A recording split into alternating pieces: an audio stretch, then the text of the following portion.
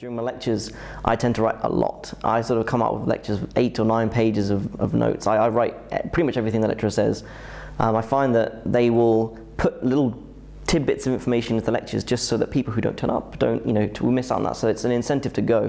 When I make notes in lectures, I just try to write everything down that the lecturer says, because I can always go back later onto Blackboard and write down what's on the lecture slides. At the University of Leicester, we have this thing called a Blackboard, and that's where a lot of lecturers put up the slides that are going to be in the lecture. Print them out, so when the lecturer is talking, all you have to do is additional notes as opposed to writing everything from scratch. Saves you a lot of time. It does depend a bit on the lecturer. So in our department we have quite a few lecturers who do the method where they have a couple of pictures on a slide and then they talk for 15 minutes about that one thing.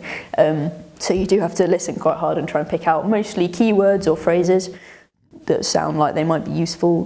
What I do at the moment, I try, upon the agreement with the lecturer, I will use the voice recorder, so everything I miss during the lecture I can actually refer to. But during the lecture I would take a limited amount of notes. I will try more to be engaged with what people say and maybe ask questions rather than just rewrite the slides.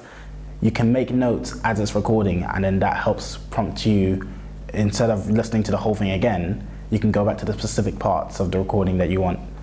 I suppose when I'm looking back over the notes and preparing for revision and stuff, spider diagrams help a lot, because I'm quite visually minded, so if I can do a spider diagram, I can usually remember which bits of the spider diagram had certain things on, so I can link it up in my head easily. Because sometimes if it's particularly messy, I'll go back and write it again later, write it up neat with the lecture slides in and everything.